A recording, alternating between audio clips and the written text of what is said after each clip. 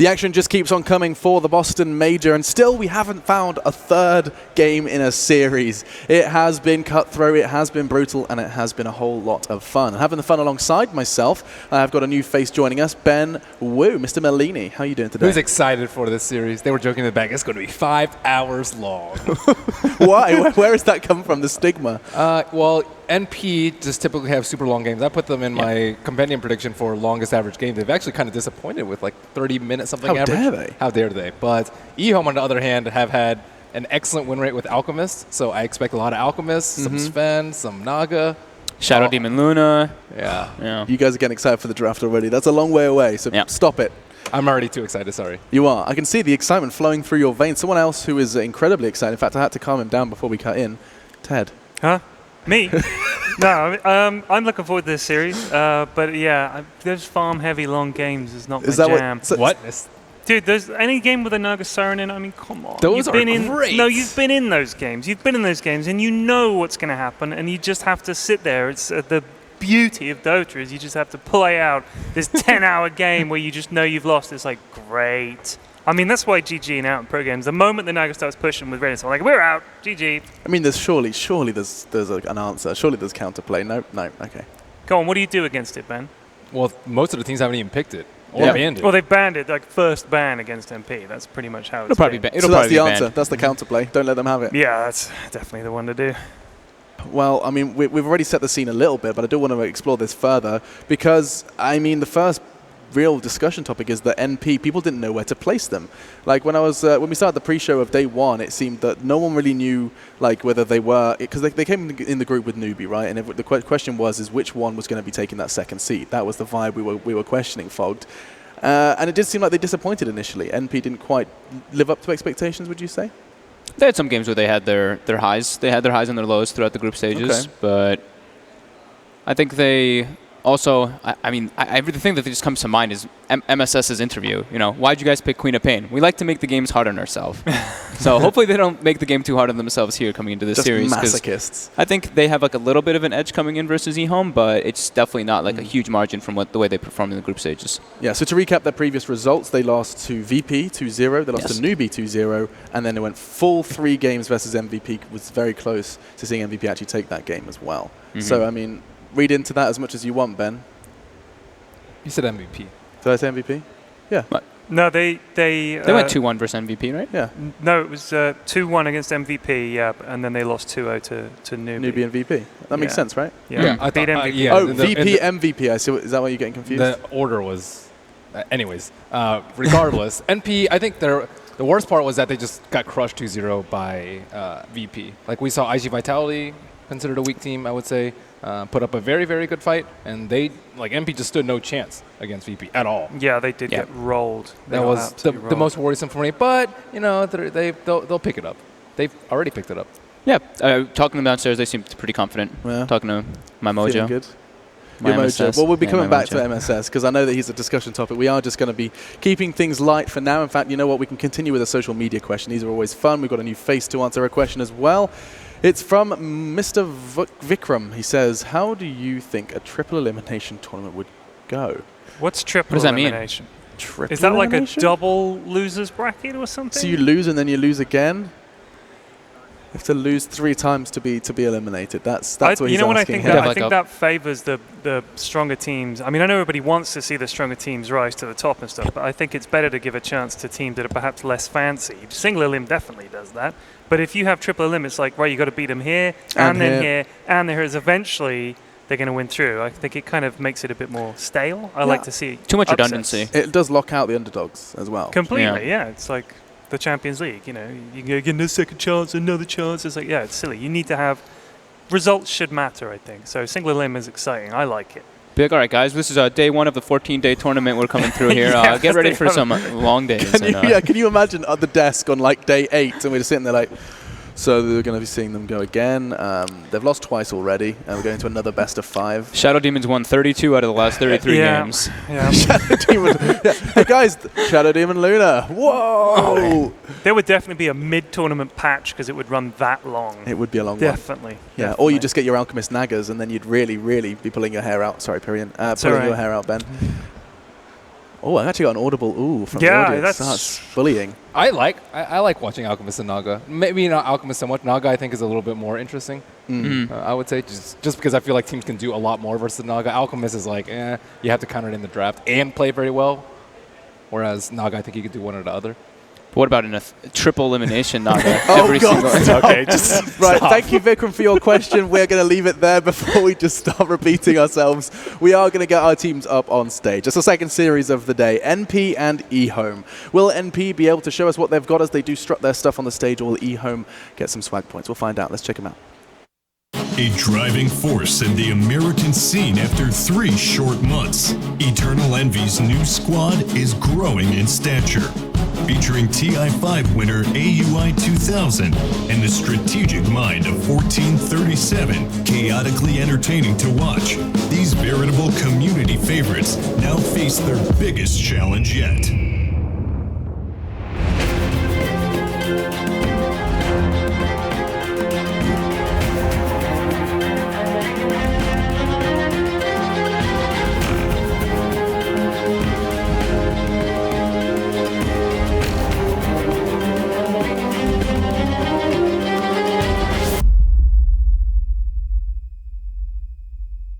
Welcome on stage, Team NP.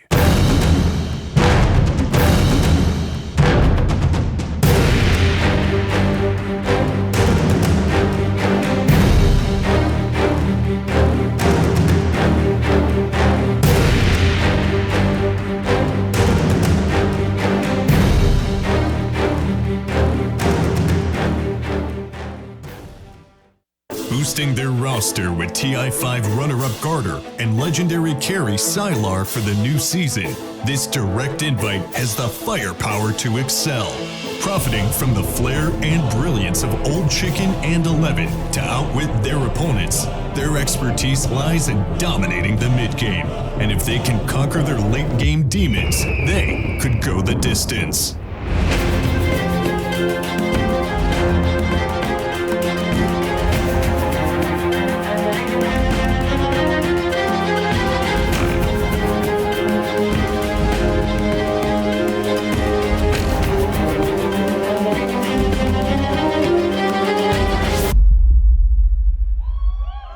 Welcome on stage, EHOME.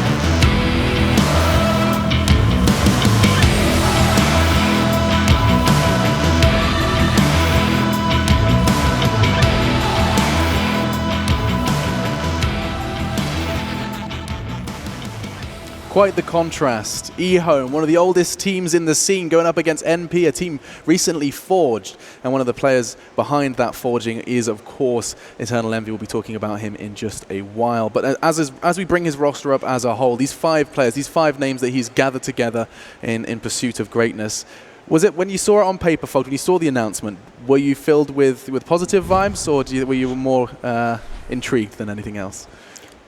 I'm a bit biased, dude. MSS is probably one of my favorite individual people. I That's love okay, the you're guy, allowed to always be. has been.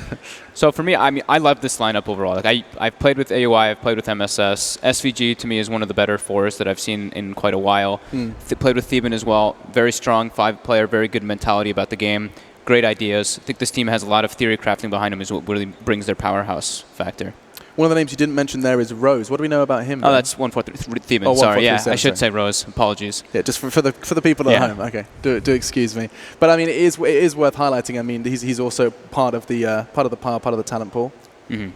No love for him. Ben, I'm looking at you. I was hoping you could 1437? I wanted you to Yeah, set the scene Yeah, he for has, he has 1437. a long history. Exactly. Coach Secret. I mean, he's just been around the block for a very, very long time. The problem that a lot of people had going into it was like, yeah, it sounds good on paper, but all these NA teams have just failed over and over again, especially with MSS. MSS is, I think he's extraordinarily talented. He just hasn't had any luck with teams. And finally, they actually have a team that works. Well, to explore those failings and shortcomings further, and also to talk about his new team, Rose did have a chat with Slacks. We'll jump into that, and then we'll be talking more about their opponents. Hey guys, I am here with 1437, as it used to be called, now called Rose. How's it going? We're here at the Boston Major, man. You doing all right? I'm doing all right. Thank you for asking. Oh, you're welcome. Nobody ever thanks me for asking if they're doing well, so you're welcome, sir. So let's talk about Rose in the beginning. Now, 1437, people think that like you went from numbers to this nice name because you gained a passion in your life, you gained love. Not true, though. 1437 was, I believe, what did it stand for again? I love you forever? Mm-hmm. So you've always been a passionate guy, right? I guess so. But why did you change your name? What's up with Rose? It was like after TI6, I just saw his name and it sort of just clicked with me. I just thought like, I felt some sort of connection and I was like, you know what, maybe it's time for a change, just to try it out, see how it goes. I feel like it's more human, right? Normally people just call me by my name. Yeah. But now I can hear some people going like, hey, Rose, hello. Good, I like it a lot. So let's talk about your team a little bit, huh? You guys are probably one of the happiest teams around. You seem to meld really well, but it's kind of I want to know about the formation. Was it mostly EE? Eternal Envy, he's not this kind of person to waste any time, really. Yeah. So, like, after TI6, when Secret lost, he was already thinking about the future and what he wants to do. So, like, I think it was even the same day he came to me. He was like, "Yo, you want to play? Yeah. You know, I want to play with you. Let's make a team.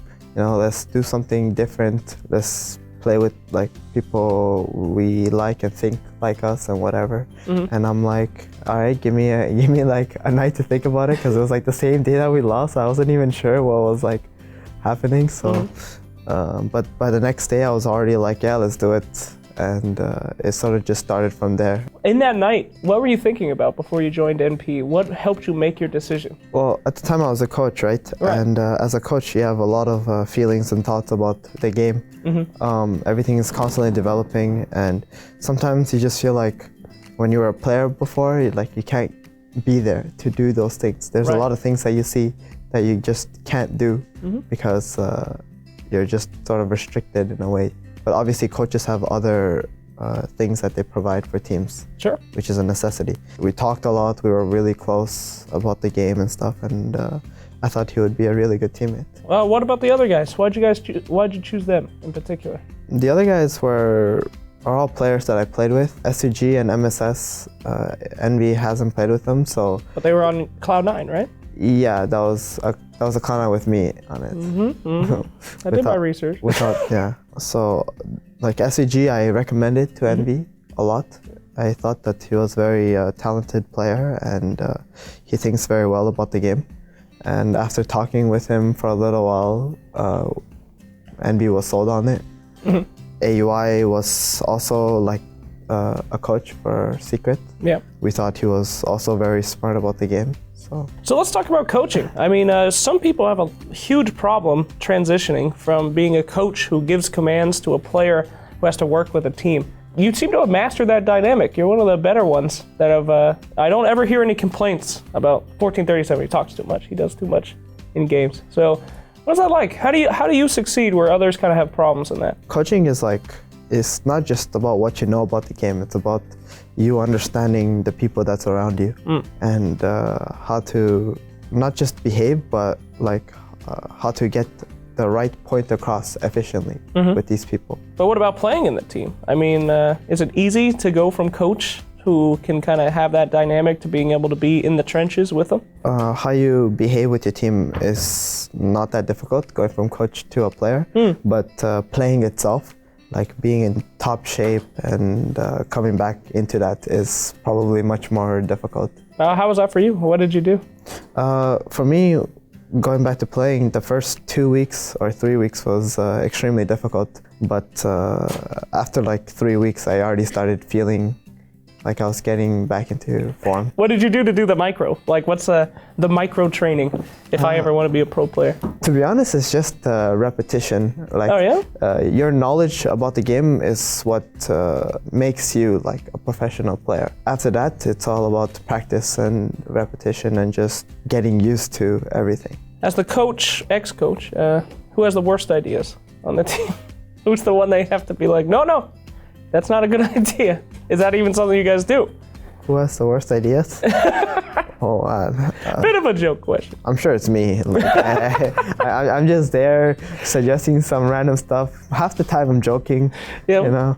But surprisingly, sometimes those ideas just they just pop off, you know. Like there was a time about the support PA that I really enjoyed playing. My team didn't believe in me for like 2 months, and then we decided to pick it. And then we're like in the finals of some tournament. The first game, it just goes crazy, and then it was just permanently banned. But like, you know, it started off as just a joke. Yeah. But it ends up being really good. I mean, I feel like that's one of the strengths of the team, is that you guys are very unpredictable in how you play. Is this guy gonna feed, or is he gonna kill the entire team? The other team never knows. They have no idea. Is that on purpose, or is that just what you guys have built your team around? I don't think that's on purpose.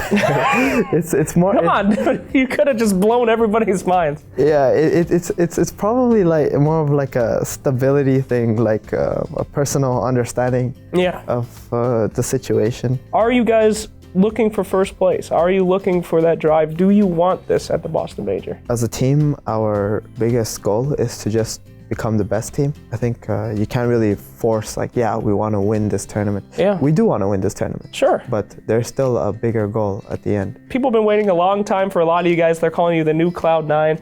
Not that, you know, it's going to end up like that. But what do you have to say to your fans out there?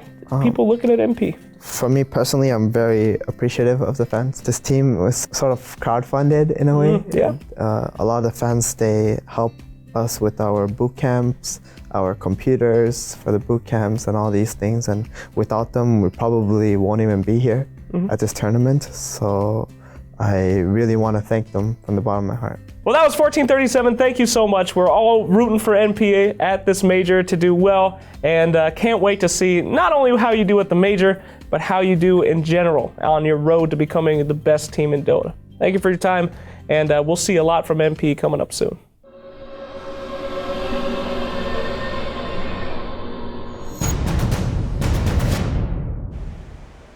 The power of fans made clear there by Rose at the end of that one. Good stuff from Slacksby. We also just shed light on, you know, the NP project. A couple of sponsors, sure, but it's a very new project for esports, or at least for Dota 2. Seeing these guys getting supported by their fans. You look like it was really very much a lot of appreciation there from your close friend there, Rose.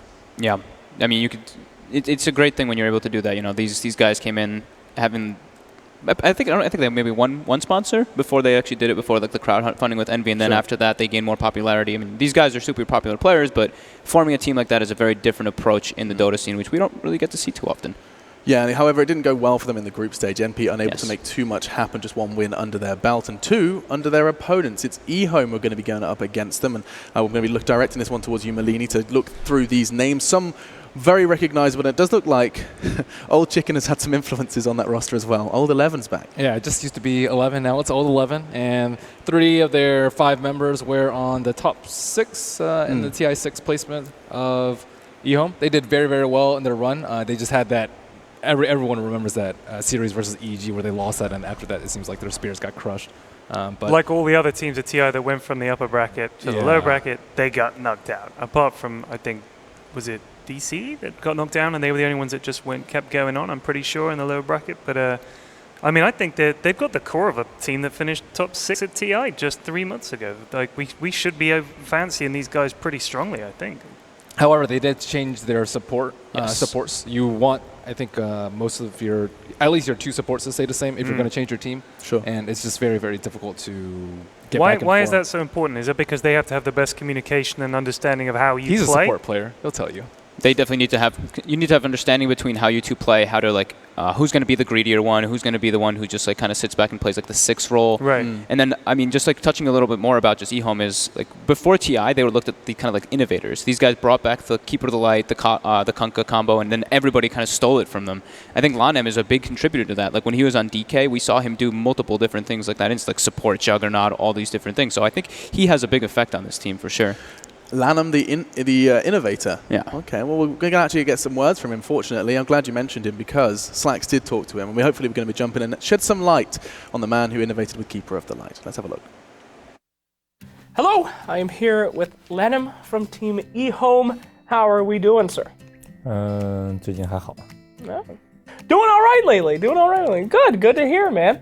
Well, I got a lot of stuff to ask you. First off, I've heard from your teammates and your friends that you are addicted to Dota. After 10 years, you finished your games and you would go play custom games, other games all night. Is that true? 应该是真的吧？就是我们打完比赛的时候，不是我们的队友都喜欢玩一些就是 RPG 类的游戏，比如说什么乱战先锋呀，或者什么英霸呀。Cool. So what's your favorite one? Dota Imba then? 都是随便玩的。我觉得乱战先锋比较有意思，可以出很多奇怪的装备，然后去玩。Okay, cool, man. Cool. So enough of that stuff. Let's get serious. You're here at the major, EHOME. I mean, did you know that you would get this far?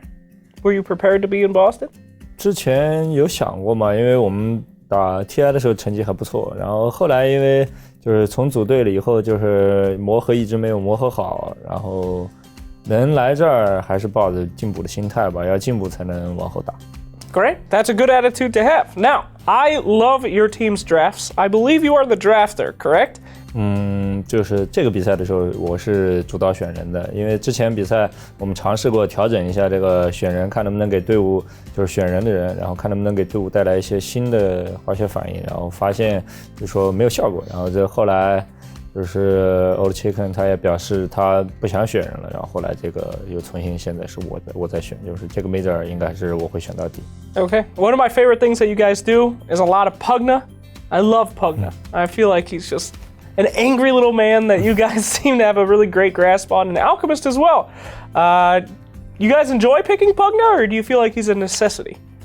主要一个是塞拉他玩这个英雄玩的比较好，然后我们就尝试把他作为我们队伍的一个体系在打。这个英雄我觉得不是一个常用的英雄，就是说在特定的阵容的时候会出现吧。So a lot of guys know you from your big DK days. Do you feel like that might have been the pinnacle of the career, and you're just working up to that, or do you feel like you can go further than what used to be on DK?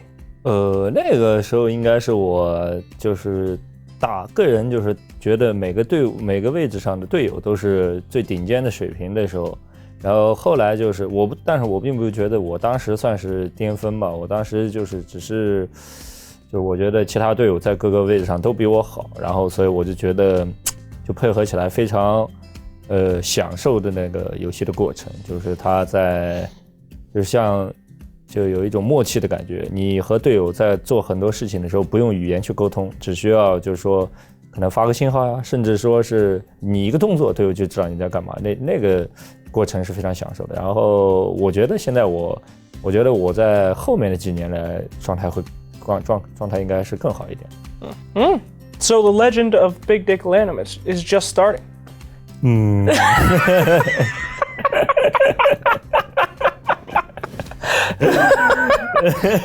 don't have to answer that. That's okay. All right, we'll replace it with this. So do you like anime? 其实我非常不喜欢看日本动漫。And so you're up against NP, the anime team. You knock them out. That's a big hit to weebs across Dota 2. That's a big victory for you.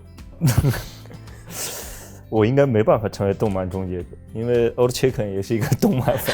Well, forget about Old Chicken. I mean, we're trying to build hype here, Lanham. Come on, man. All right, well, you're going head-to-head against NP. Hopefully, we'll see you guys come out on top and do some amazing things here at Boston. Anything out there to say to the fans watching at home as you guys represent the scene of China? 我觉得我们这队伍的状态其实让最近让粉丝挺失望的，然后但是这个队伍状态总是这样的，起起伏伏的。然后打了这么多年了，然后也经历的比较多，然后队伍就是做粉丝的其实也经历的比较多了，这反正还是挺对不起粉丝的吧。然后这次比赛争取发挥出队伍和自己的最好的水平，然后就是让粉丝就是重新看到我们这个队伍的崛起嘛。All right. Well, I'm sure you guys will be capable of showing us what you can do here at the Boston Major, and the best of luck to you, sir.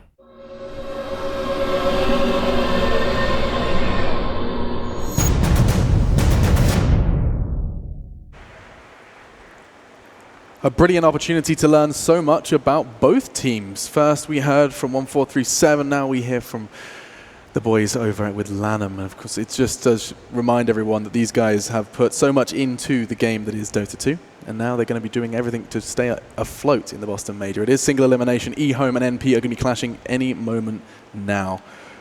You were disagreeing with some of the statements he was making there. You thought, Fogs, you thought he was at peak physical condition when he was rocking that DK. Oh, when he was playing on DK, I thought he was playing super well. I don't think anybody can argue that, but you know, he's definitely humbling. He's definitely humbling himself a bit too. So, he hates anime.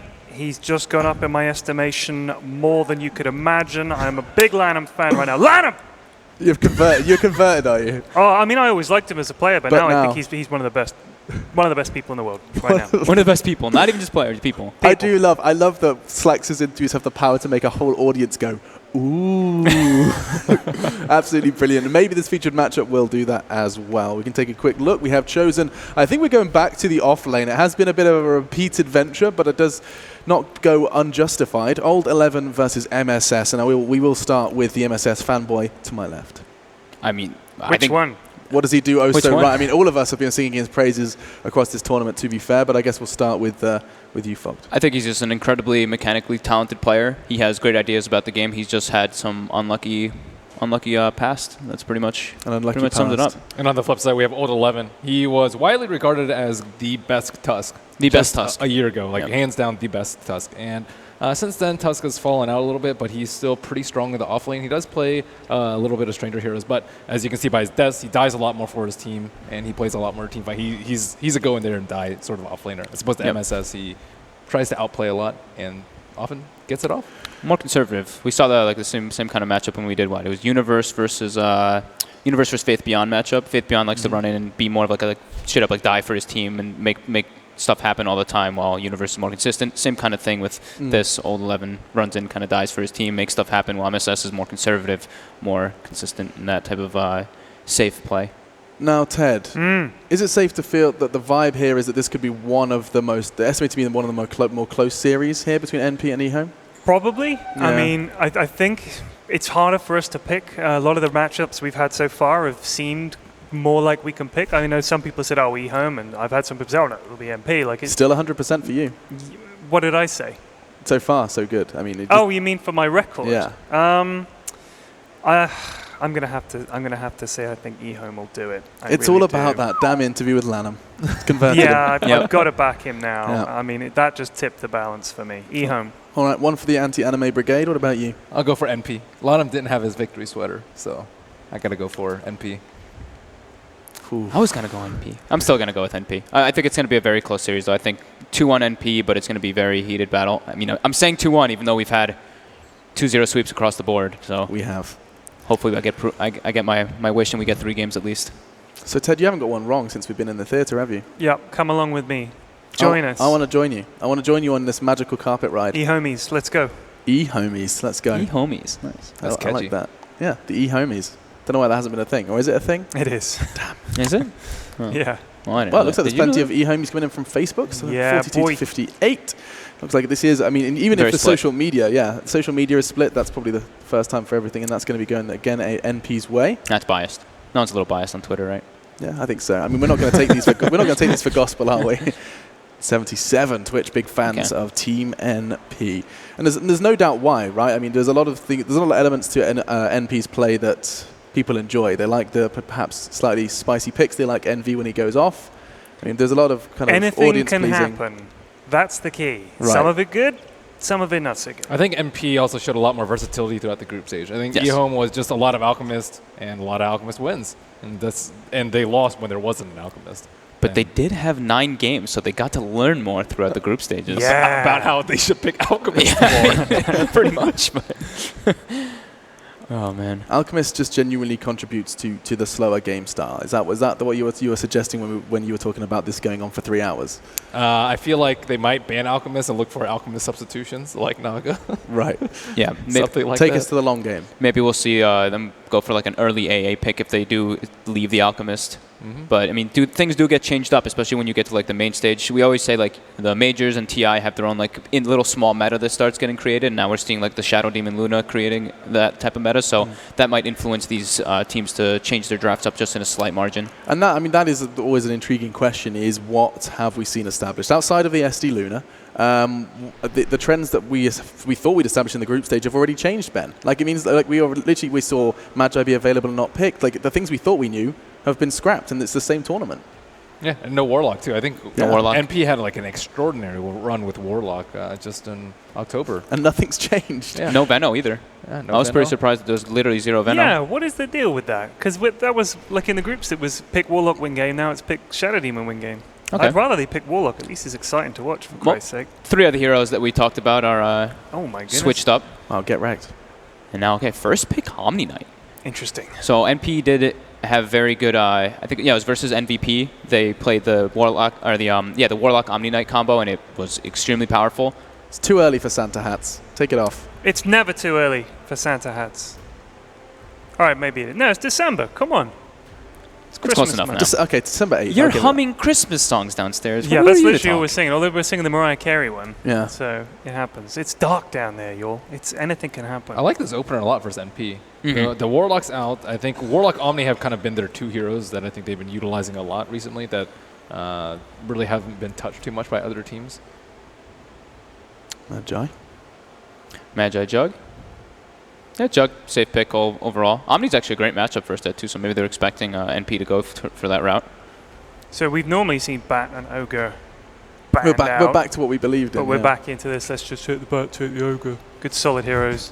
Yeah, Shadow Demon's Solid. banned, so we're back to our group stage heroes. That's Yeah. for sure. We'll get Warlock's banned. We'll get Jug. It's kind of straightforward at this point. Sounds Yeah, like you're doing. I Sounds like like you're doing a that. Charlie impression or something over there. It's actually a very intriguing contrast to look at when you see no SD and immediately suddenly welcome back Bat Rider, welcome back Magi. Yay. NP do have to worry about playing too greedily. They were just talking about Pugna in the interview in EHOME. They are one of the most successful teams with the Pugna, and they are not scared to push you early on.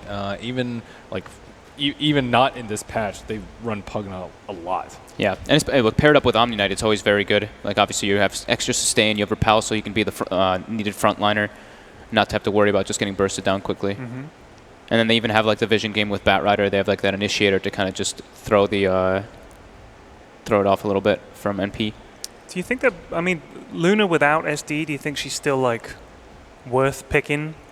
For Sylar, yes. Yeah, I think it's one of Sylar's best heroes. Sylar, I think, is like Weaver, Luna, Morphling, and Pugna, probably. Those are his best 4 heroes this patch. Why haven't we seen much Morphling so far? Like, to me, Morphling is one of those heroes that Too is super slow. good, but too slow. he's slow. All these games have been like 20 to 30 minutes. A lot of them have been 20 to 30 minutes, and Morphling just doesn't have time to have this impact on the game. There's a lot of grouping up as well. Like we saw in the multiple series, we see like 5-man units kind of running around. Morphling does not really, of course he can split push, but he can't really join your team fights in that manner. He can have a replicate with you and then join in with like that, but if he's alone, he's susceptible to ganking, and he just takes a long time. Needs like 1 or 2 2 items, even more than that, to become a relevant force.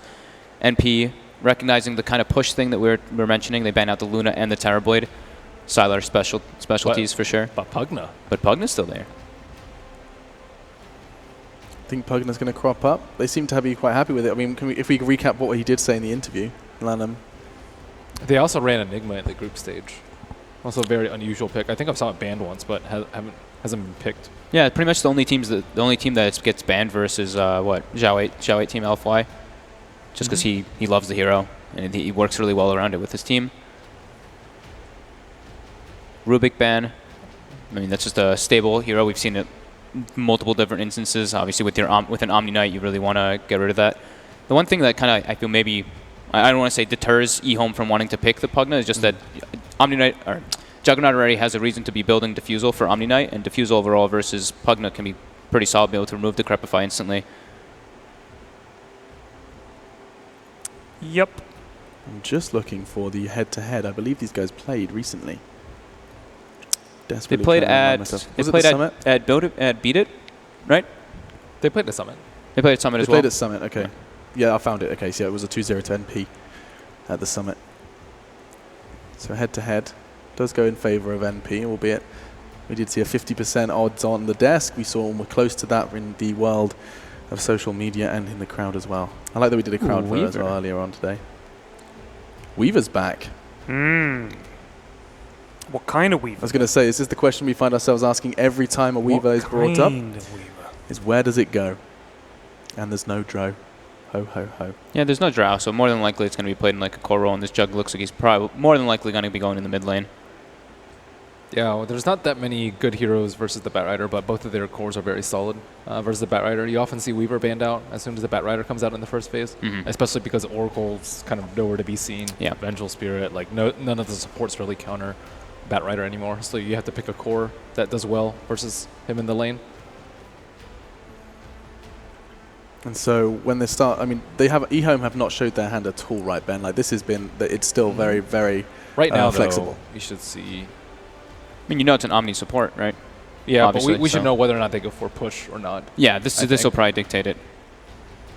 They were very well known for pushing with a Wisp early. It wasn't like the Wisp Tiny or Wisp CK that we've seen. It was just like Wisp Chen, Wisp Bristle, the ones that knock on your towers very early on.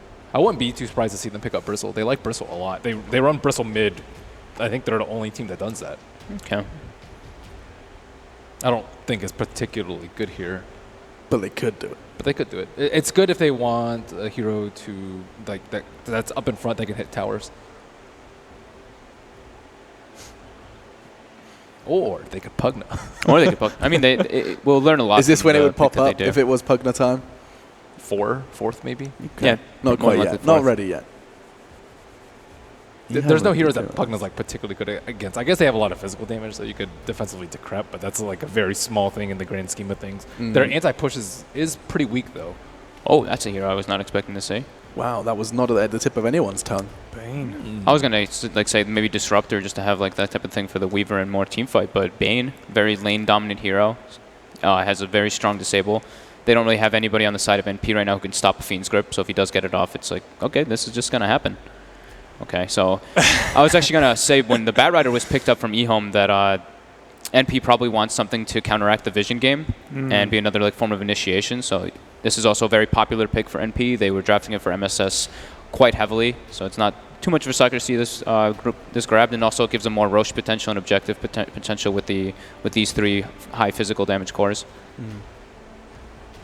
Interestingly enough, when these two teams last did play, NP found success. They actually won both of those games with Warlock, and that was one of the first things they chose to remove, despite having it work for them in the past very recently. Do you suppose sometimes if you've had good success with a hero, you ban it against opponents because you think they will have figured this out. They will have spent some time researching it, and maybe even they'll try and get it themselves and steal our strat from under us. So you just think, just forget it. We'll ban it. We'll go with something else. Does that ever happen, do you think? I think time to time. Maybe they just didn't want to deal with like they didn't have first pick. Maybe they thought EHOME would take it. So yeah, that kind of makes sense. Gonna snatch it away. Timbersaw could have issues. We saw earlier in this tournament just Juggernaut solo killing Timbersaw in lane, but overall I don't really think they have good solutions for the Timbersaw. Not that much magic burst. Their lineup's like very heavily based around physical damage. Even with Bloodlust, they're gonna have issues, I think, with the Omni Knight involved especially. Absolutely. This was what we saw WG do that with the Omni Knight behind the Timbersaw. And there was nothing they could really do to kill that guy. He just had so much sustain and so much survivability. And so it's time for, I mean, this is where I would suggest that we get those curveballs fogged, but I feel like you were already plenty surprised by Bane. Not going to necessarily influence their approach to the game too much. Bane was a very interesting and good pick. Like they didn't really have any ways to stop it, so it's just gives you a high amount of disable versus the Weaver. Coddle banned out, so it looks like I mean, it looks like they want to pressure really hard, right? Like get up onto just like get a couple stacks get the Timbersaw like early Bloodstone and then just get going just like they did with WG. So we'll probably see them. I mean, they lack physical damage though right now, so they'll probably either go for the Pugna, like we've mentioned multiple times, or they go for some just like physical damage core that can knock at their doors early on. Timbersaw has been such a constant presence in the draft. We haven't really addressed too much about Timber and what he does so well. Is it this flexible nature that we were talking about yesterday? Yeah, Why is he such commonplace in our drafts? I like him. Wow. He's just so beefy. He just stands in the front lines. We see it banned Takes like first two a lot of the times. Just like so much burst potential. He pretty much like if you have no burst potential on your team, you pick a Timbersaw. It's like, oh, yeah, their team has burst potential now. Like just and from one hero. Wins most of his lanes. I think the only melee hero he struggles versus is Ursa. Yeah. Ursa he struggles a decent amount. Maybe Sand King a little bit, but Sand King's actually fallen off a decent amount too. I mean, find a flaw then. I mean, you said that he basically wins lanes. He's got burst potential. Where's Timbersaw's He can be flaw? countered by magic. A lot of the drafts have been like very physical based. We've seen like a lot of Sardar, even a lot of Weaver, Dazzle, and these heroes just have a lot of trouble killing Timbersaw. Juggernaut's okay because he has the burst and Omni Slash, but one of the approaches MP did specifically versus Timber is that was the game that they picked the Warlock Venomancer, and the Veno laned 1v1 versus the Timber and went just straight Gale and Poison. He didn't even get the wards, and it actually destroyed the Timber throughout the whole entire game. He wasn't even able to get online. This Lycan pickup, though, it's interesting. You know, a lot of people look at Lycan and they're like, it's a weak hero right now. It is, in concept. But with this type of lineup backing you up, it's very different. And he goes for a Silencer. Okay. So they still don't really have great ways of dealing with the Timbersaw, though. But they do have that potential to be able to get on him, burst him down, like just try to burst him down during the global silence with the roar and everything. But it's a tall order to ask for. This is fun. So it does seem like you guys want to have the Silencer explained to you, want to see the Lycan explained to you. And you feeling all comfortable in your predictions? I'm not seeing any smiles across the board. I like EHOME's draft. I like EHOME's draft. Fan of EHOME? Yeah. Okay. Well, we'll see if they can take this first game, EHOME. Shut it. Ted, you look way too smug. Ted and I are EHOMEs. Now we can EHOMEs. Let's our do this. homies, our casters are ready. We can bring them up. I believe we have Gods and Toby 1. Enjoy. Well, I don't know about the E-Homies, but I'm here with Gods, and we are ready to cast what could be our longest game of the day. MP going up against EHOME, but we missed out on the beautiful Naga, not banned, not picked at all. We won some long games. We talked about this series like this could go 3 games. It could. Panel, the viewers, everyone's kind of split as to who's actually got the advantage in this one. We've yet to see that elusive 3-game series, but hopefully we get lucky here. Everything has been a 2-0. It's been very clean and crisp so far. Made for very quick days, but of course coming into this draft we do see some interesting and different changes, even though with a history of these players they're not that unusual. So seeing that Lycan, we've seen him once before already here in the playoffs, but also bringing in the Bane element for EHOME. Yeah, so definitely that's one of the beauties about EHOME and Lionel and his teams. They're never afraid to pick some of those more unconventional heroes, something that the coach 7-1 has always brought to the table. He goes back to coaching DK, now he's back with EHOME. He always is kind of pushing the limit as far as which heroes are actually viable, which are in the meta, which aren't. Why not pick something that isn't as common? The Pugna picks that we've seen here, it's something like a Bane. A first pick Omni Knight when we're expecting something just like the classic Lunas and Nagas and things we're seeing. Few fans here for Jackie Mao.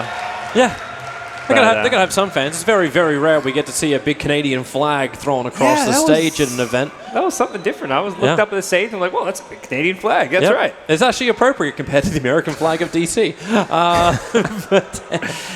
Careful, Toby. They're 5 now. We've got the crowd on our side. 5 non-American players. It's fine. We'll have a team fight and we'll be good as gold again.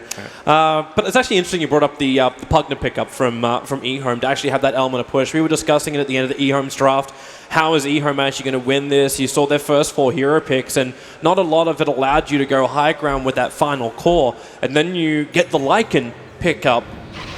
This is kind of like that answer. If you can get that really great team fight, the question is, can you get through the laning phase? Yeah, they were really lacking anything to hit buildings with until that last pick, and the Lycan solved that problem. They're still lacking a bit as far as the burst damage goes. The Timbersaw is the one hero that has to stay alive in the fights if they want to get kills. Like, you lasso someone, you grip someone, that's not going to kill them by itself. It's got to be Old Chicken coming through. We saw some great Timbersaw plays yesterday, especially coming out of WG Unity, and that's kind of the role Old Chicken's going to have to play. It's one of those scenarios where he may become more like the carry in some ways than others. They're going to curse him up. AUI can start with a little bit of a body block.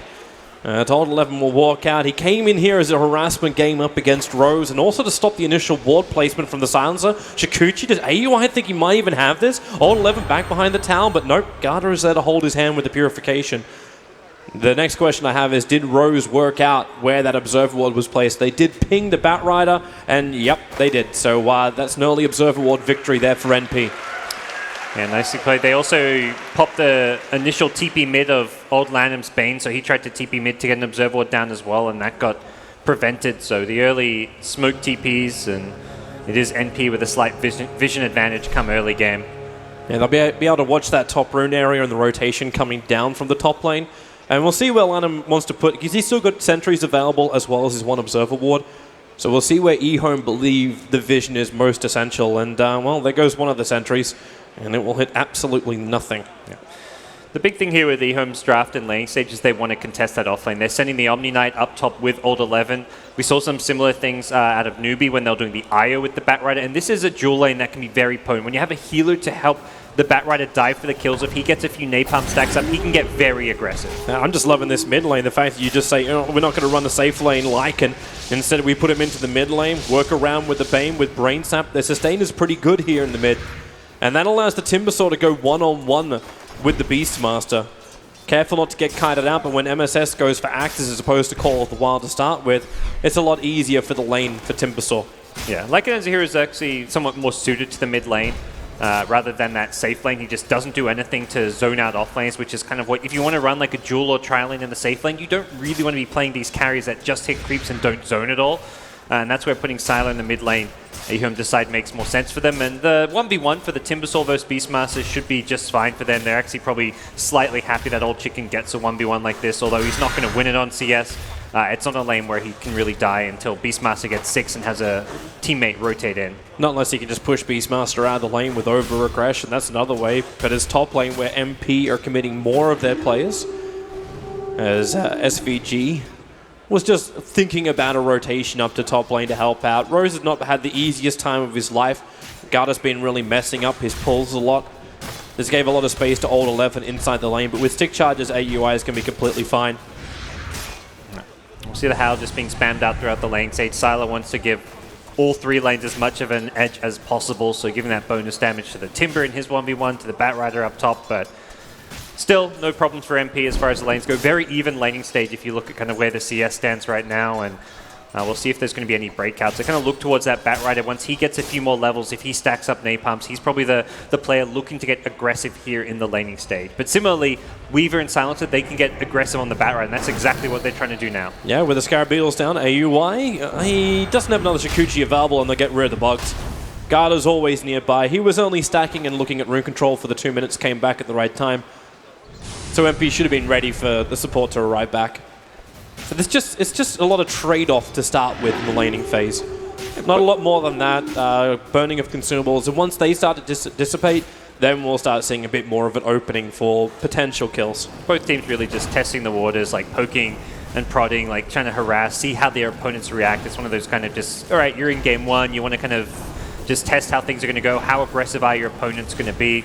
Especially in that old 11 off lane with the Batrider, we're seeing most of the aggression happen. But Old 11 falls back, farms a double stack. He's now level 4, so he can heal up and go to that top lane fresh. He's going to have full HP, full mana, and this is where this top lane can get really problematic, especially for the support of Rose. He needs to be very careful about his positioning with a level 4 bat and the repel as well as purification up on Omni Knight. Gives a lot more safety when you want to go for that initiation. Old Chicken's got himself a bit of a stack on the bottom lane, which has been denying up a little bit of the experience too. That's why MSS is not as happy. Middle lane, a little bit of a spin. Envy will be moving back out of this. Well, it's been a while since we've seen the crippling and feeble that is the Bane. There's actually 2 points he's gone into it. So Lanham is really trying to restrict the farm of the Juggernaut. Yep. So far it hasn't worked. It's still 17-7 up against this Lycan, which is 15-5. Yeah, it should start to kick in a bit more now that it's level 2. That's 60 damage reduction. That's all of Jug's damage gone. Lasting just doesn't really become possible whatsoever at that point outside of using the Blade Fury. So it's actually allowing the Bane to just have the mid lane. If Siler wants to rotate off, go find some runes, potentially just farm up a small camp, this gives Lanham some very early levels, and both SVG as well as Eternal Envy can't really zone him out of the lane.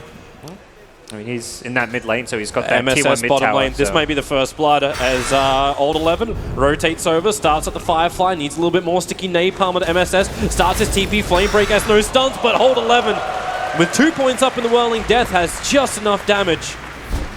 That's a great rotation. Old 11 realizing that MSS is vulnerable down there, had to get to the side shop to pick up his TP and knew they had enough burst damage to get him before he could TP out. The TP is also on cooldown, so you look at this bottom lane and it's a huge creep wave at the tower doing damage, and Beastmaster can't TP on down there. He's missing out on all of this farm as well as experience, and the tower is taking damage. This is a really nice first blood pickup by EHOME. And then Old 11, even if you do get down there, he's now pulling that big stack, and this is good farm for the Batrider. So the Blink Dagger timing, after already having Tranquil Boots, is looking very, very good for the Batrider.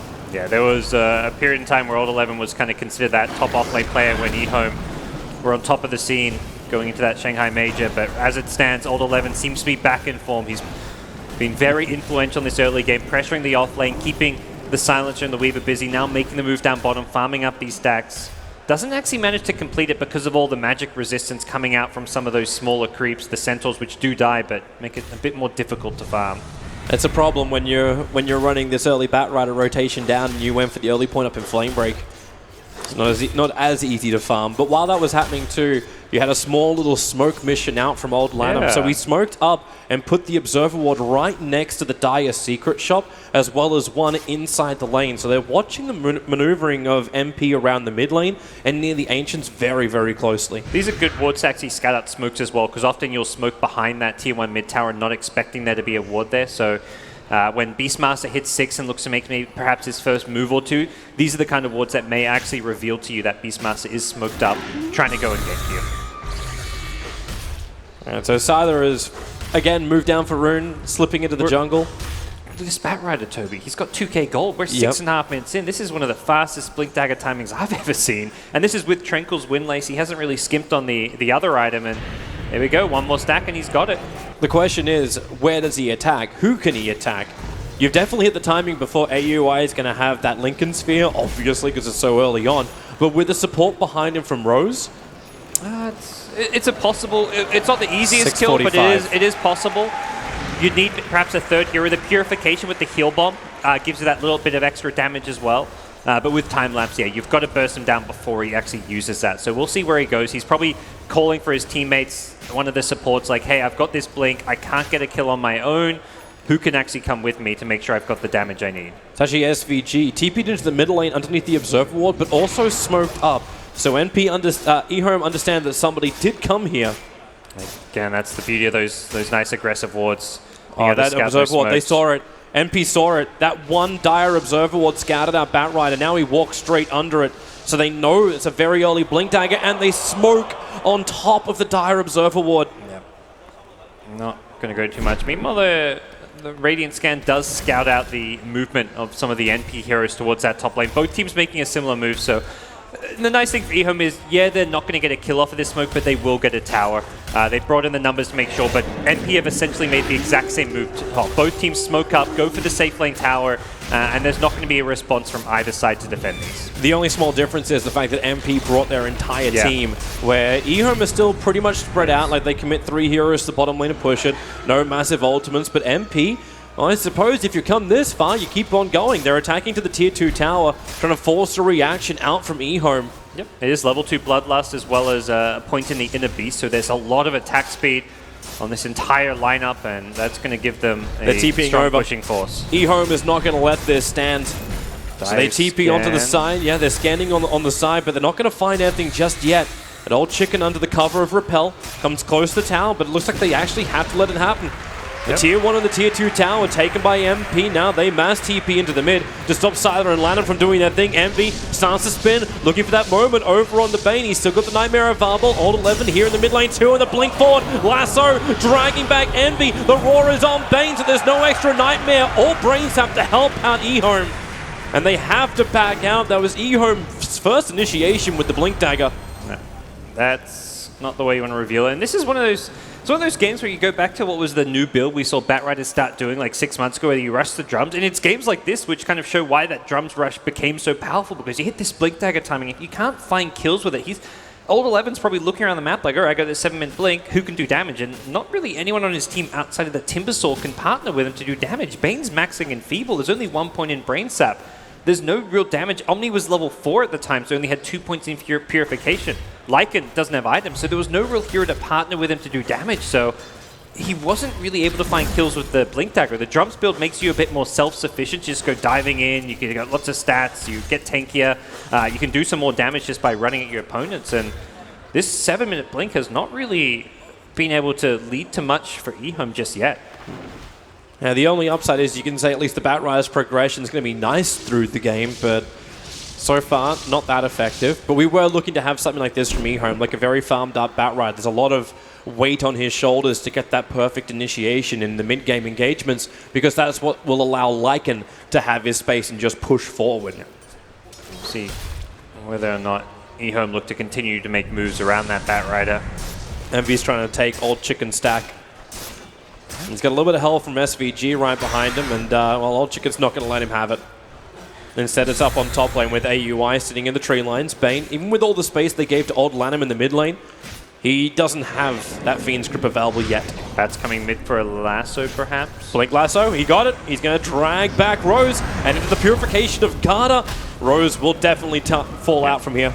I think Old 11's recognizing, like, as much as you want to kill cores when you get that blink, they don't have the damage, they don't have the heroes to do it, so instead, he's like, okay, these supports are getting a bit greedy, you've got a Silencer farming mid, let's punish this, let's just take the easy kill. We're actually ahead on farm, the top 3 net worth heroes all on that EHOME side, so they don't have to be killing the core heroes. And Bane's skill build, the Max Enfeeble, is going to work very well against that Weaver. Weaver's going to be almost useless in a team fight if he can't do right-click damage, so it's actually a very clever skill build coming out from Lanham on the Bane, even though he doesn't have that damage output of the Brain Sap or the heal. He doesn't really need it. Bane, one of the tankiest supports out there, so he's just going to be able to keep himself alive by negating the damage output of NP. Because you negate that damage, this gives even more space for Old Chicken. He wants the Weaver to attack him then. Easier reactive armor charges up without taking so much damage. Yeah, Old Chicken's kind of, in some ways, going to function as the carry in the mid-game at least. Lycan's got the Vlads and all that, but he's going to be more the hero that after they've won a team fight off of Old Chicken's damage, he hits buildings, he takes Roche. He's much more single target focused in a team fight and takes a bit longer to actually get those kills. So it's good to see for EHOME that Old Chicken is getting good farm and very close to completing his Bloodstone. Where are you off to, Sylar? There's a smoke maneuver from NP. The Observer Ward's up on the hillside for only another 5 seconds, but it's enough time now. Sylar can see his own demise being roared out on the top rune. He just came down there for that and gets really nothing for it. Nice blink away from Old 11. Actually dodged almost a point-blank Crypt Swarm from AUI.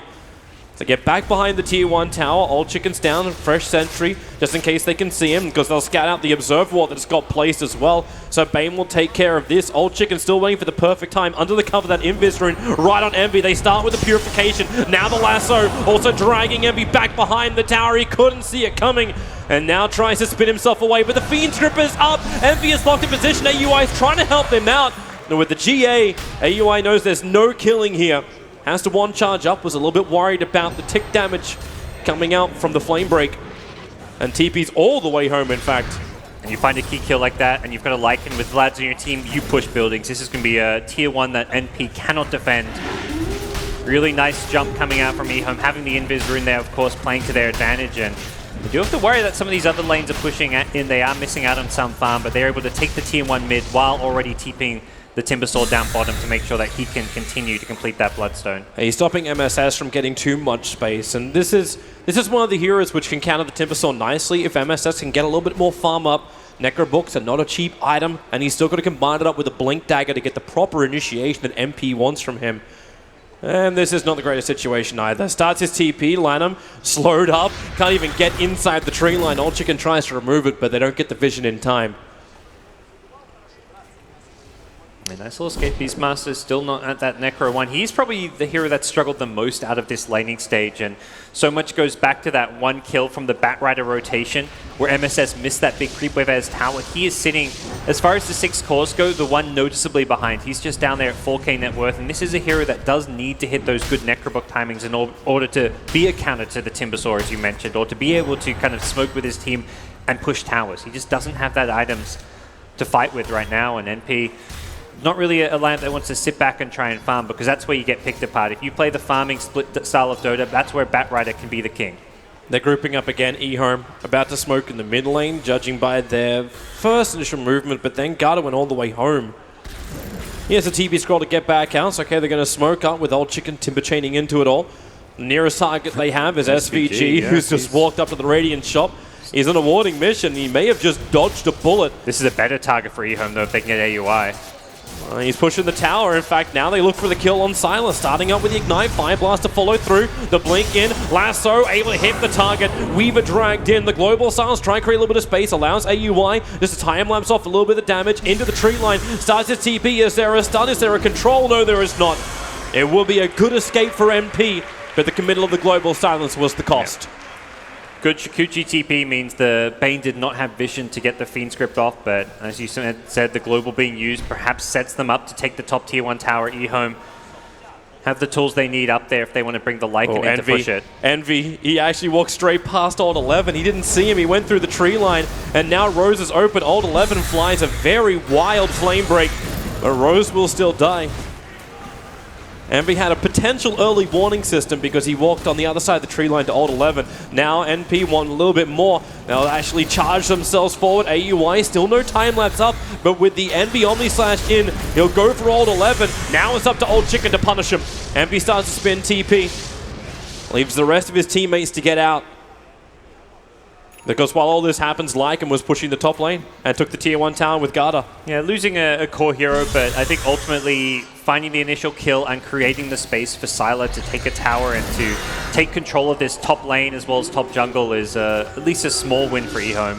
They are maintaining their slight lead, even with the Batrider casualty. And again, it's NP who always have to commit these. It's an Omni Slash or a Global Silence just to save someone. NP are using their big ultimates, and anytime they do, EHOME immediately push forward because Lycan doesn't really have that downtime.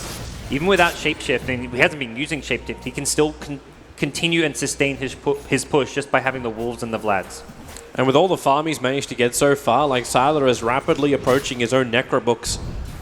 And they look for an opening. Blink Lasso. It's over on the Beastmaster thanks to the Arcane Rune. Sylar is very happy to trigger up that dog form. Chasing up after MSS. Finds the kill.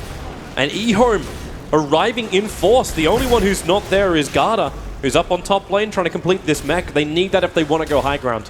Yeah, they're not in a huge rush to go high ground, but they will be looking around that first Aegis perhaps to threaten and force NP to make some kind of defense. But they still got a few tier 2 towers to work on, as well as perhaps thinking more towards the level 2 and level 3 Necrobook of the Lycan as kind of their peak as far as being able to push. That's going to be more their timing than right now. Right now they're kind of in that pick-off stage. Find a pick-off, take an outer tower. They're not thinking high ground quite yet.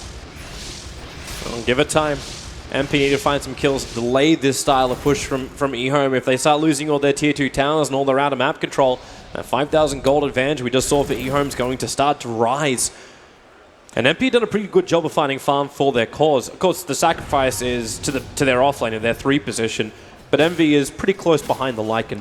Yeah, Envy's doing well. He's got 2.5k gold, close to completing a man self he wants. And AUI's close to the Lincolns, but no Dragonlance, no Diffusal, no other kind of damage items. The straight Lincolns is almost a necessity against the Bat, but it doesn't give you any damage output. It's MP's turn. They just smoked on top of a Radiant Observe Ward in the mid lane. No sentry ward being planted down beforehand, so EHOME, if they want to dodge, they can do so. There's observer wards up on the hillside near Roshan. Sylar's keeping the Lycan Wolves just a little bit further to the left, so they can see the Hawk coming in. And now MSS starts with a roar, Necrobooks are up, and they actually hold him! The Nightmare cancelling off EE's ulti. Omni Slash massively ineffective. Now the Guardian Angel as well in the Fiend's Grip, keeping MP in position. They're just controlling up the biggest net worth of MP, and that's the Juggernaut. Silence has already gone down. They're fighting inside the Firefly. Sylar has himself a double kill, and MP's on the run. The dog, or actually his Old Chicken, chains over the Chakram, slow slows him down. Whirling Death's available, but of course EE spin back off cooldown, TP's away to safety, but they lose the fight, and now they'll lose Roshan. EHOME knew exactly what was coming. They'd scanned the rotation through that jungle, up that pathway. They were ready for that one. Could have been a bit dicey for them if they didn't get that Nightmare off on the Omni Slash. If that Global Silence came in before that Nightmare, they maybe killed the Timbersaw then. If they get that Timbersaw, that fight does not go as well as it did for EHOME, but even so, it's a well-prepared, well-positioned fight, and EHOME come out on top. They get Roshan as a reward, and also a nice kind of chunk of gold, which is going to help Sylar get up to the Necro 2 and almost the Necro 3. Man, this is also so smart from LANM. Like, I know I wanted to see his Rubik play today, and we do have more games for EHOME to play, but just that presence of mind, to start with a Nightmare, to know that Global is coming, don't just go directly into Fiends. Just a great combination of abilities, and then he waited it out, still had the greatest position. NP couldn't capitalize on this EE initiation. There was no one that was close enough behind them, like the Beastmaster roars, and he's like, I got a solo target. Let's kill this guy, and we move on to the next one. Just didn't happen. I mentioned, like, you just love watching this guy, and he's always exciting to see. Just from his skill build as a Bane, it's like not a hero you normally get excited about, but going for the Max Enfeeble. Now he's gone back inside to level up stats. He says, who needs Brain Sap, Nightmare, any of these other spells? My job is mostly just to make the Weaver useless. Talk about Weaver having no damage items. He's going to lose 120 damage to the Enfeeble.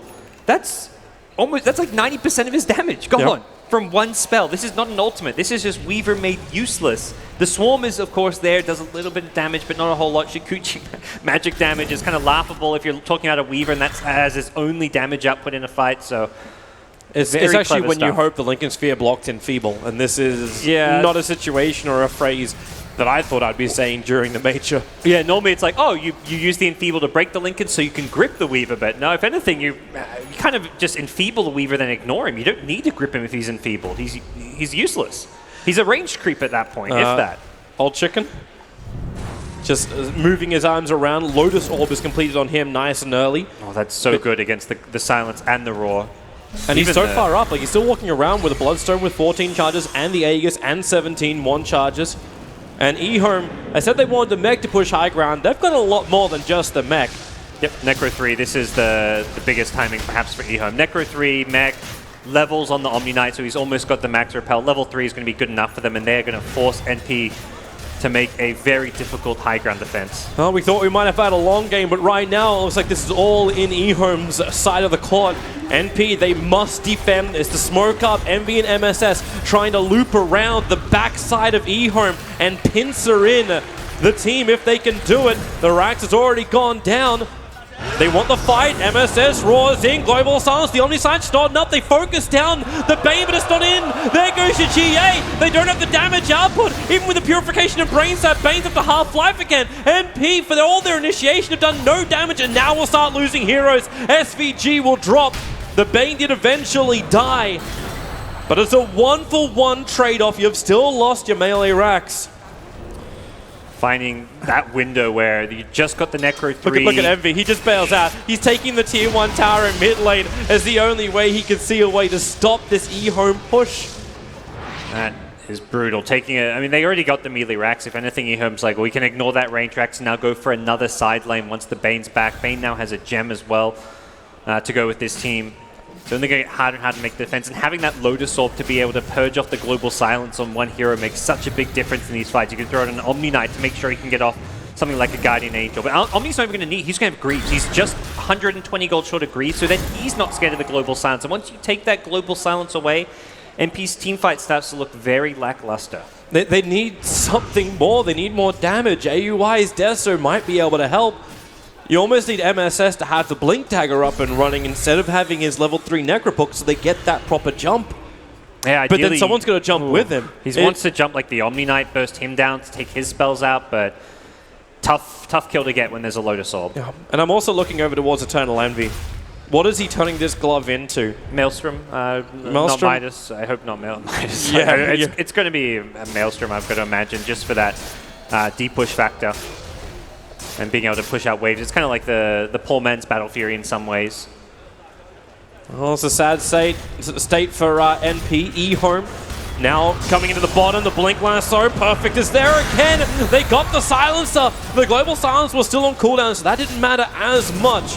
but there's still one hero dead, making this a 5-on-4. You've got MSS waiting for that maneuver around the back. He does have the level 3 Necro books up as Sylar keeps his push going with his own Necro books. These things will time out in just a bit, and now MSS, the Roar is out with the Necro books. They have the Silencer back with the Global Silencer. Batrider protected by the Nightmare. The Sun's on the Timbersaw, but again, MP, they initiate with stuns, but there's no damage. In fact, it's EHOME with a Fiend's Grip to keep MSS out. SVG dying in the tree lines. He's locked in and can't go anywhere thanks to the Chakram that's just sitting there. Garter is low, and he may go down finally. Yes, the Weaver can find a kill, but loses his life instantly after. MP, they're dropping like flies at the moment. They can maybe buy back someone. The Weaver is the only one who's got it. Empty with the spin, doing some damage. The 4-star's up from Old 11. He's got the distance. He's also got the jump, but he's also got a blink away from MP. Old Chicken, whirl him down. Nothing but death. And MP, well, Old Chicken's going to timber chain himself back in again. Is he really thinking this fight's going to continue? I mean, he can 1v2 those guys. He cannot be killed by a Weaver and a Silencer at this point, but they don't get the melee racks. They are repelled off by NP, but boy, was that an expensive hold. Multiple buybacks used, both Weaver and Silencer. EHOME lose next to nothing. The Lotus Orb usage, again, to talk about Old Chicken in that fight. First, he uses it on the Bane, who then Nightmares to help save the Bat. The second Lotus Orb comes out to help the Omnight. He's using it very selflessly. He's not afraid to put it on cooldown to help out a teammate and not have it for himself because he knows how tanky he is with the reactive armor. And EHOME are very close to breaking NP. If they get that second lane of racks down bottom, this game suddenly becomes very difficult to win. Damn near impossible. And it really won't take that long. With all the negative damage, which we've been talking about from the Bane, you're getting a Shiva's Guard almost up for Old Chicken. The Lycan is only a little bit away from completing up his full AC. So combining these two things together, and just the confidence as well, like, okay, do you need a BKB over on the Lycan to maybe deal with everything that MP throws at you? Nope. He's got teammates. He's got the Omni Knight. He's got great support from the rest of his teammates, and they're looking to go again. Bottom lane, SVG out just a little bit too far. They start with the Eulsep. The Old 11's actually not even expending his lasso because he knows he doesn't need it. The purification damage is just too much. And SVG dies in the bot lane and dead for full 30 seconds. Yeah, good control knowing that he didn't need the lasso. And talk about AC, Sylar knows his job is to hit buildings. And to do so, let's get an item that's going to give you attack speed and the minus armor. He's looking to just fulfill his role in this draft. And EHOME cannot be stopped. There's no defense from NP. They are letting this Rax go. They're just looking to get farm elsewhere on the map. Until you've got the Weaver, like the Weaver is now 200 gold away from completing up the Desolator. The tier 2 towers on the top lane, they may thought they had more time, but EHOME, they know they've got the control of this game. They're going for the GG push. It is time to fight. They have to come back. AUI is actually building a diffuser blade, selling up as much as he can, so he's got this available, and the Lincoln Sphere, and now MP. All ultis are up. This is it. This is the moment. Either you repel EHOME or you tap out. A tier 4 tower will drop. Rose just pushing himself a little bit further forward with the Arcane Curse. Looks like EHOME just want to retreat, reset, wait for the Necrobooks to come back up. If he doesn't want to wait for it, he keeps moving forward, but the Necrobooks, they're burning him down. And you can see Old Chicken, he knows he is going to be the gatekeeper. If you want to get to EHOME and fight them, you've got to go through Old Chicken first. He's on the front lines with 20 Bloodstone charges, a Lotus Orb, and even if you go on him and use everything to kill him, he's going to instantly respawn, and suddenly you've got a 5v5 fight where you've used all your big spells to kill a Timbersaw. There is no way NP can approach a team fight by trying to go in the Timbersaw first. Yeah, this is just an amazing game for EHOME. So clean, so efficient, and really taking advantage of the weaknesses in MP's draft. The Silencer becomes a non-factor. MSS got shut down so much that his initiation is now almost useless. Even if he jumps on the Timber, it's going to do nothing. So they just push. It's wonderful from an EHOME perspective. And MP needs something to get them back into this game. Looking for a good initiation here, Toby.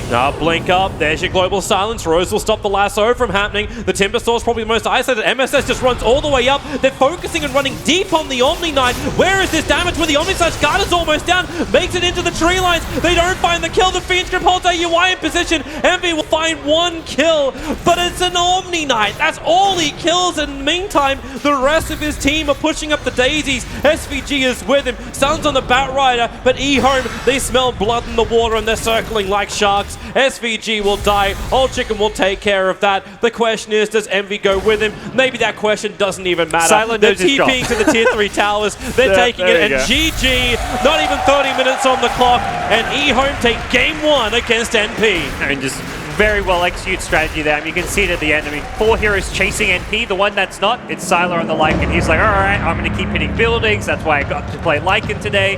And we get to see a Lycan win as EHOME take game 1.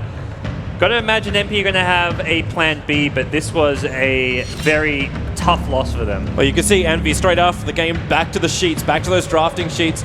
They've got to think about how they get back into this series. EHOME, very, very convincing, very, very strong. NP, there's been a couple of questions about their drafts throughout the group stage as well. They got to find some kind of way to stabilize. In this single elimination format, there is no second chance. They must fight back. They must push this to a game 3. Yeah, and the scary thing about a team like EHOME is, you know, they don't have just one strat prepared. They play so many different unconventional heroes. They're so hard to prepare for because you're not expecting something like a Bane to be sitting mid, maxing Enfeeble. That's just not something you can really prepare or anticipate when you're like setting up your lanes as you are. You're probably not expecting the mid player, Old Chicken, to go 1v1 in the safe lane as a Timbersaw versus a Beastmaster. That's where a lot of the success for EHOME really started, and it was just a really well-laned game from EHOME. Now, I love the approach EHOME have taken. Machine, how much have you guys loved it? I personally just love the approach that Gods has taken to that tie. Absolutely spectacular. Look at it. Pyrrhion's not a fan, but I am. I like it. I love it too. I already said I liked it. Yeah. But I mean, you're right. The takeaway we have here on the desk is like that's probably one of the more one-sided affairs we've actually seen. Who would have thought it when we've framed this series to be, you know, one of the close ones? You guys must have been a little surprised.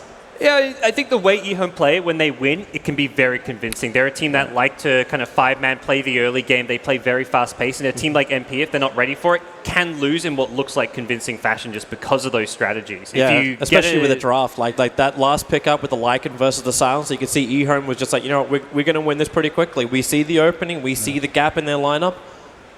It was wonderful. When EHOME come together, they win fast. All right, well, I'll ask these guys. Thank you very much. That is Gods and Toby1. We'll be back with them for the second of the series. Outdrafted, Fog, does that seem like where you would summarize this series? A quick one for EHOME, but that Lycan pick was a bit of a spanner in the works? I think the Lycan was just like a last pick. I think the 4 picks before that were more than what dictated it. Like They didn't really have anything to... They couldn't kill the Timber. The Omni Knight just kind of repelled everything away. Repelled. And the Bane, he went for an interesting build on Line M. No. Sorry, guys. The Line M went for an interesting build on Bane, maxing and Feeble. Don't really know how much of a direct influence it had, but you could see what game plan they wanted. Like, NP picked full physical damage-oriented lineup, and they couldn't really do it because Timbersaw, of course, is just extremely good versus that. And with an Omni Knight backing you up, then they obviously with the last pick Lycan, the Lycan just kind of like was the nail in the coffin a bit just because he was the one to take the objectives after the team fights were won. Yeah, they saw it coming with the bans. They banned out Luna and Terrorblade, but there are other pushers in the game. And if it were any of those, it would have been the same effect, I think. Yes. But I think it is really cool how they're dealing with like the very common Juggernaut, Weaver, and mass attack speed. And Feeble, you don't do any damage, and then you're just building reactive stacks onto the Timbersaw. So it was very well countered by EHOME's draft.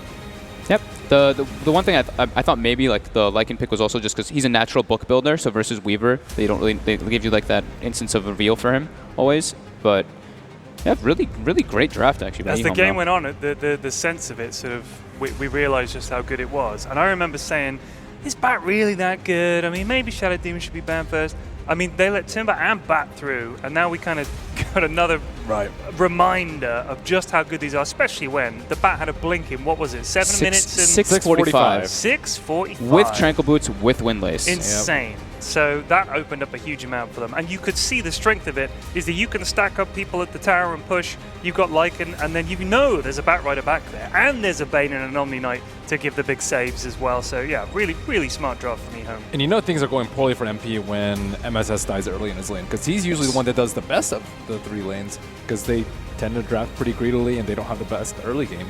How could you expect that though, right? The Bat Rider is just like, all right, I'm level 5 and I'm going to make a move to the safe lane and kill your offlaner. There's no way that he could really expect that kind of movement to happen. There was a lot of gold being spread around. I mean, you're talking about how quickly he got that blink. He was rocking over 500 GPM on that Bat Rider alongside everyone else. Yeah, he did great. He really did. I thought the Timber as well. I mean, obviously, we could look at the Timber and say, yeah, he did. He played very well. But he also had the Omni Knight as well, like we were saying. And the team around him was what made it possible for Timber to just basically be unkillable for much of the game. Looked like a much more cohesive unit that I would have actually expected from EHOME. They look good. Did it look? Was there evidence of research into NP, or did NP not particularly pull anything particularly spontaneous out of this one? I mean, you said already, Ben. You suggested that this is a very common pushing style of play. From EHOME, at least. I don't think they expected the Omni Knight first pick. That's something that I think completely caught them off guard. And they had to dip into a lot of their reserve time early. And their opener was a standard opener in the Ogre Juggernaut, but there's no D-push, and you can get a defusal, but by the time he got defusal, it was already over. Yeah. So they thought too late game instead of concentrating on the early game. And I mean, it ended early. You also talked about Timbersaw. We were talking about how hard it can be to kill one. The scoreboard will show exactly how hard it was. A big fat 0 next to the D column for Old Chicken. And outside of that one, Merlini, is there anything else that, it's a good reminder of how that game did go? Is it worth looking at those assists next to Bane's name? Yeah, Bane, he did a lot. He's just super annoying. They had to blow global a lot, anticipating some of his spells coming out. But, I mean, the GPM on Timbersaw, too, 653 in this sort of game. Like, it reminded me of, as you mentioned, like Warriors Gaming Unity, how they use Timbersaw. He's just unkillable. You have to have better lanes, better early game solutions. The Bane was a cool enabler as well. Like they had the Bane so that they could put the lanes in a different way. So it's like usually we would have expected maybe the Timber mid, but since they had the Bane, he's just there like messing with the Juggernaut. So Lycan actually ends up having a perfectly fine lane in that when it could maybe be a little bit tougher for the Lycan, but. And I just want to explore Lycan just for a moment longer, because we were quite critical of the first time Lycan popped up. We felt like it wasn't particularly a strong hero. In fact, Fog, you said, from its core mechanics, what it has available to him, it isn't that strong of a hero. So why did it work so well in EHOME's roster? It just, I mean, they needed a building hitter just for sure. So that was like pretty much the last one that was not the last one that was left, but one of the stronger ones that was left there. And there's no anti-push. He's bad versus Timber, and he's bad versus a farm Luna, which I think is what we saw him versus before. And both of those problems were solved. It just fitted into, like, it wasn't like this ideal, oh man, Lycan's back. Sweet. It was like, this is what we needed, and it got the job done. It was like, almost like for the utility of being able to hit buildings so well. And like Fug said, he's a natural book builder, and you're up against the Weavers, so it's just made sense. Yep. Works perfectly, and you know what? We can go ahead and get this game explained a little bit more in depth. It's the beauty of Purge's Analysis Corner. We'll head over there and see what he's got for us. Hey guys, I really like the draft that came out of both teams. They both had a lot of strengths and weaknesses together. Two very similar heroes, both Bane as well as Ogre Magi. Very strong in the laning stage, great at harassing heroes, and that's exactly how EHOME used them. They also had great initiators on both sides, Batrider as well as Beastmaster, kind of serving similar purposes, but usually one team got the upper hand. Just to see an example of Bane's harass, 90 pure damage with Brain Sap. He gets that back in health. That's about equivalent to the same damage that Ignite does from Ogre Magi level 1. Very comparable in that way, and they have a lot of stats on both sides. So I really like that they picked Bane, a very rarely picked hero right now, but they did use it very well in the mid lane. That was pretty cool. Batrider also, of course, got a stupid fast Blink Dagger, mostly because of this stack, among others. Took him 2 Firefly rotations to actually kill that. That's part of the reason he got it so fast. But they did have some bat solutions in the mid game. This is one of the rotations earlier on Sylar, just with 2 heroes that they would have gotten the kill with if there was no bat.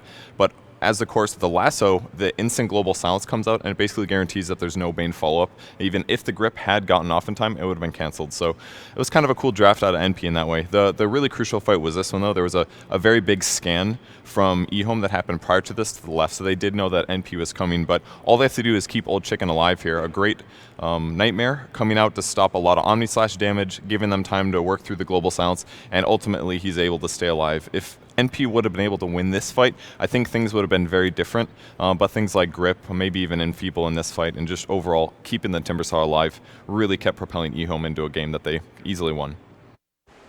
Easily won indeed. It was just the first of the series, though, and NP are going to have a chance to go ahead and try and bounce back. Whether they will, well, that's a question for the people that did predict them to take it. The two in the center, you two had faith in NP, and what were you hoping to see in the first that you didn't get to see? Merlini, what was the thought process behind saying NP will beat EHOME in your prediction? A lot more team fight. They've been picking Warlock a lot. Even Naga, I think, is pretty good for their team fight. They set it up often with the arrow. I think the Mirana in the mid lane is actually a much better fit for Eternal Envy in the mid lane, and MS says the Beastmaster is pretty good, but it only encountered the Batrider. I think they needed, I don't know, what did they need? I just felt like they needed more team fight, but they also needed just heroes that were good at all stages of the game. Like this game, it was like, okay, maybe in the super late stages of the game, that's when they're gonna have this like high potential. But they're all physical damage. They had literally like no magical damage in their lineup. And you're versus a Timbersaw and an Omni Knight in the early draft. Like GA is gonna become a massive factor into those fights, and it did. The Bane pickup was genius too. I just thought EHOME seemed like to know kind of what NP was going for this game, and NP kind of just wrote it out and didn't really change up their idea. It felt like they kind of just accepted their fate almost. Like, this is happening now. Do you know what else is happening? I've got a treat for you, Fogged. What? Yeah, a little special present. So you know how much we loved that Durex player profile video? We've got another one, and this one is for Rose. I'm looking forward to this. Let's take a quick look and a closer look under the hood of Rose, the player.